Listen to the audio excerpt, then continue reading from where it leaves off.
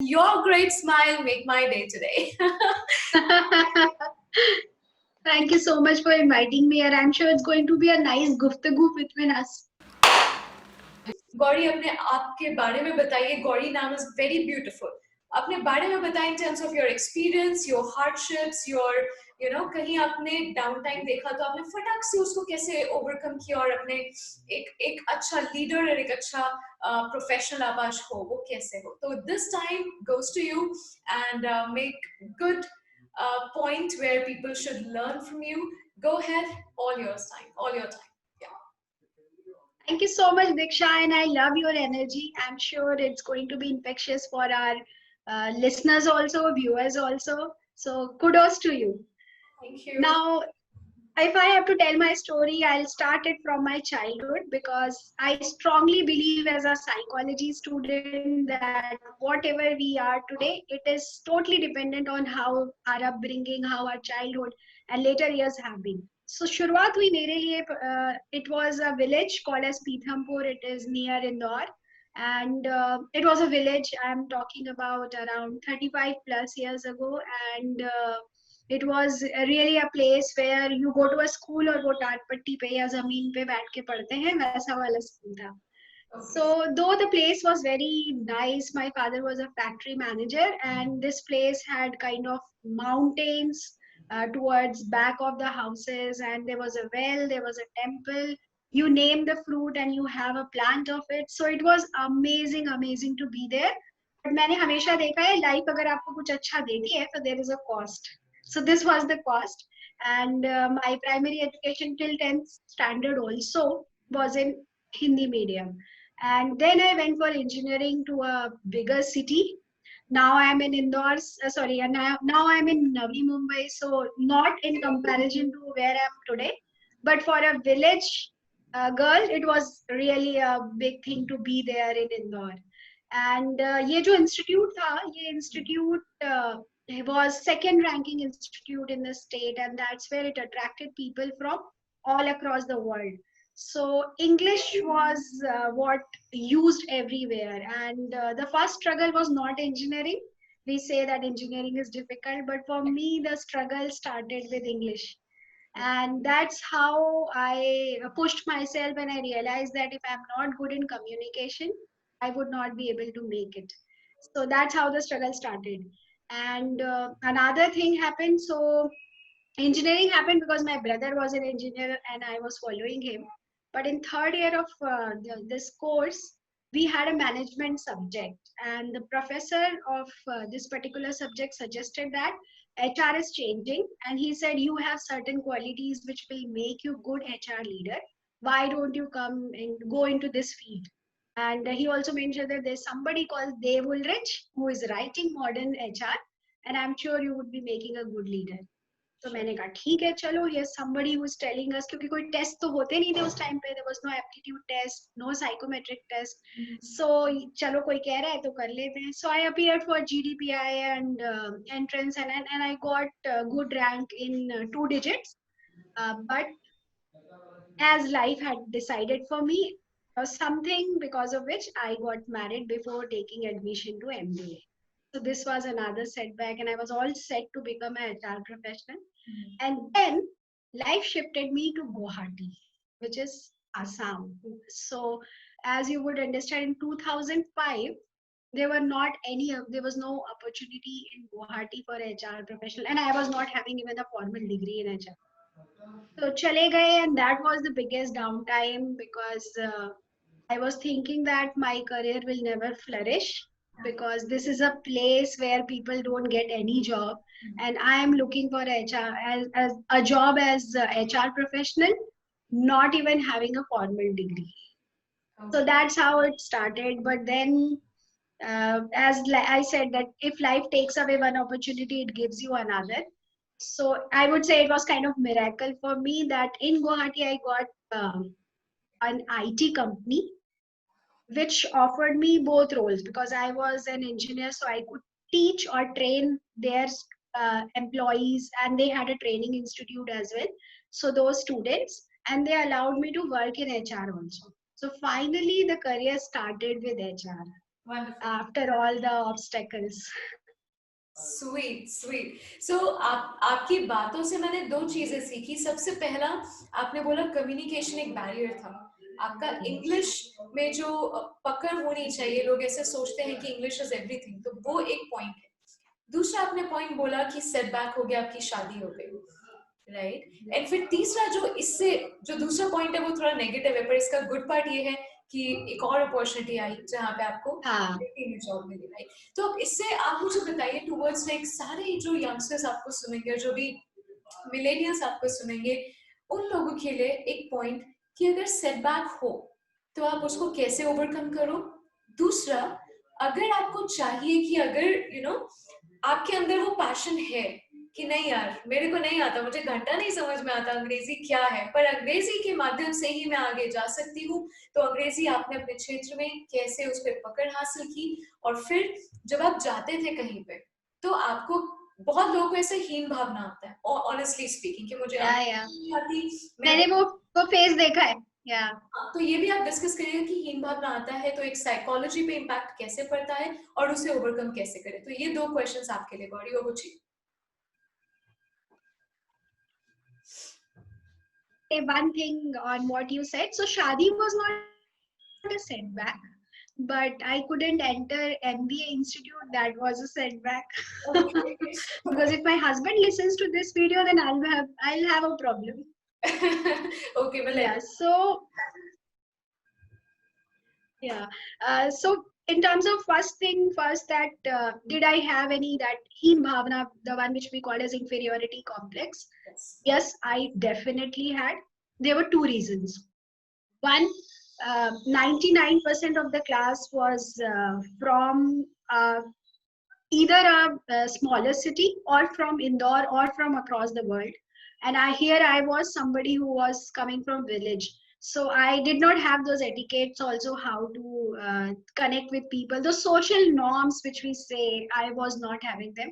And definitely English तो एक problem था ही. तो मुझे हमेशा लगता था मैं गलत जगह आ गई हूँ. I shouldn't have come here. And ये बहुत बड़ा struggle होने वाला है, बहुत परेशानी होगी. But slowly I started realizing that अगर मैं कोशिश करूंगी I can do. Because when I was in 10th standard, I got impacted by smallpox during my examination. And I still could manage everything, and I secured 82%. This is again 20 plus years ago. So 82% was good, and that was state merit 46th rank. These days 99 पे भी नहीं आता होगा, but those days it was good. So I thought that if I could do this, why can't I put in extra effort? So I started reading newspapers, so many notebooks where I would write words or vocabulary में सीखने लगी. There were no apps at that time for pronunciation, so उस पे बहुत ज़्यादा work नहीं हो पाया. But I used to listen to people, and I would try to use the same kind of pronunciation, whether good or right or wrong, I don't know, because there are different versions of English. That some people use UK, some use US. Now I know these things, but it was not known to me that time. So this is how I started doing it, speaking in English with my friends, no matter how bad it was.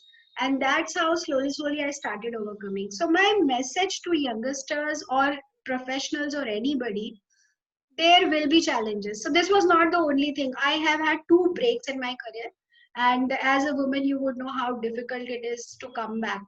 And especially when you have a young child without any support at home, so in a nuclear family. So most of my prospective employers would ask me, bacche ko kaun dekhega? How would you come to work? You will run all the time. And many a times I would not hear back from them. Also, this is my sixth state, Maharashtra. So another question was, इतनी जगह तुम move करती रहती हो, your stability is a question mark. So ये सब होता है life में. Now it's been 11 years for me in Maharashtra, and things are much better. But life would always throw some challenges. We have to take them head on and move forward. And most important, we should know जो limit जिसको कहते हैं. Many a times we say that गोल बना लिया है, गोल करना ही करना है. But what I have learned in my life, that emotional intelligence or maturity is when you really know where to stop trying. because even that limit is very, very, I mean, it's critical. You must know, otherwise you will keep on working on that. That will give you dissatisfaction, that will demotivate you, and instead of achieving that goal, you will be taking many steps back. So the lesson is resilience. कुछ नहीं होना है resilience के बिना. Learning agility. I have I do have around 7 certification. Just now I did my certification in design thinking. Now, design thinking was not required so far for HR, but now when you design something, a policy or a handbook, you really need to understand the perspective of people who are going to use it. And that's why even that is important. So learning agility, I completed my psychology post graduation in 2019. That was after 13 years of experience. So continuous learning is something, there is no two ways about it. And Disha, you would definitely know that uh, these days the skills are very quickly changing. So what was very important 3 years ago has no place. Okay Gauri ji, आपने पूरी बहुत आसानी से और easy शब्दों में आपने हमें बताया कि रेजिलियंस से हम लोग कैसे समझे और आगे बढ़ते रहने का जज्बा बहुत जरूरी है। अब इसी से मेरे को एक सवाल मन में आया है जो आई एम श्योर बहुत लोग को आता होगा। सवाल आपके लिए ये है, जैसे मैं एम्प्लॉय हूँ, ओके, और आप मेरे एचआर हो गौरी, तो मैं आऊंगी गौरी मैम देखिए मेरे को जाना है, मैं जा रही हूँ, और ना तो मैं आपको नोटिस पीरियड दूंगी, मैं 2 साल से काम कर रही हूँ, ना मैंने आपको नोटिस पीरियड दिया, ना कुछ सर्व किया, मैं कल से बस आ ही नहीं रही हूँ। तो एक एचआर प्रोफेशन जो यूजुअली होता क्या है, फोन है, टेक है, it's easy to handle, but people handling in resource and specially human handling is very tough, and tough कि आपको वो बुरा भी बना देता है पर आपको अच्छा बनना है because you are a business partner. यहाँ पे अगर हम बात करते हैं, अगर ऐसा कोई एम्प्लॉय चला जाए कुछ ऐसा करके आपको बताए बिना या नोटिस पर दिए बिना, थोड़े अनकंडीशनल चैलेंजेस के थ्रू चले जाए, तो as an HR what is the right step and what should we do after that, and कितने साल तक हम क्या उनके पीछे पड़े रहे, कैसा मतलब क्या पॉलिसी होता है, कैसे होता है towards you know towards a betterment of the company. Over to you Gauri. Okay. So yeah, tricky situation, and I would not quote what's happening in my current or any of the organization, but I would comment on it as HR professional. So there have been multiple instances that I have faced the similar situations. I have seen two things here. One is either the employee is having a challenge, say next employer is requesting for early joining, and second, uh, they are just I mean taking a break or something like that because of these two situations. So there is always a rationale behind anybody taking such a decision, because this really impacts you in future. Background verification has become a critical aspect of employment life cycle, and if you are having a negative background check, there will be problems forever. At least now, it used to be, earlier it used to be 10 years or 2 employers. Now people are going up to 5 employers, 15 years. So this is going to chase you for a very long time. So there are, again, on employer side, there are two situations. One, your manager is not letting you go, because obviously for them also it's very difficult to manage it immediately from tomorrow, because unko bhi thoda to breathing time chahiye so that they can train somebody. And second, ये होता है कि at times there are challenges between the relationship is such that sometimes ऐसा भी negative managers decision ले लेते हैं. So that's where HR's role comes into play, that you need to understand all the aspects. If it is many a times, like I said, second reason, people go because they have a medical emergency or there's something which is beyond their control. Because I understand that all professionals are fully aware about not going and not exiting the organization without taking a positive background um, reference, but it happens. So what should be done in this case would be totally contextual. I mean, if the reason is valid, the organization may come forward and support. Another situation is you can have a clause in appointment letter where you say that if you pay and your manager is okay, you can go. So that can be another solution. And third is my suggestion to employees Don't do this. Don't burn bridges. 2 years is a long time. And if you spoil everything, tomorrow you'll not have a reference. Tomorrow you will not have a face to come back to the organization. So don't do that.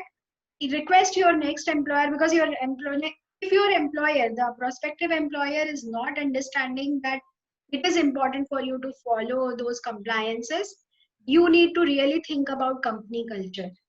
Because if they are pushing you today to just join, putting all your 2 years benefits at stake, 2 years goodwill at stake, they may do anything with you.